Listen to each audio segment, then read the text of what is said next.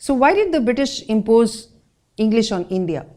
First reason was convenience. It started out with that because they didn't want to learn all the Indian languages, and they couldn't understand Indian languages. So it was very convenient to have English speaking menials, English speaking people. So they said, let's set up English educational centers.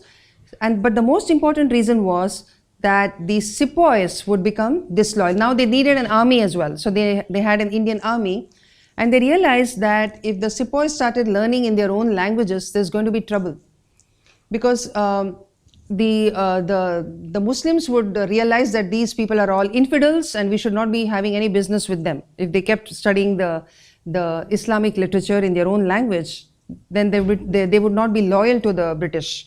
The same thing with the people who studied Sanskrit, because then they would regard them as mlechas and unclean people who don't have dharma, adharmic people. So the British realized the danger of letting the education continue in the regional languages. And then with the elite, they realized that if you make them study in English, then familiarly acquainted with the English literature, the Indian would speak of great Englishmen with the same enthusiasm as the British themselves.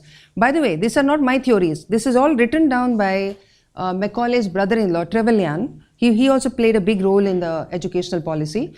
So he wrote all this. He said, familiarly acquainted with English literature, the Indian would speak of the great Englishmen with the same enthusiasm as the British themselves.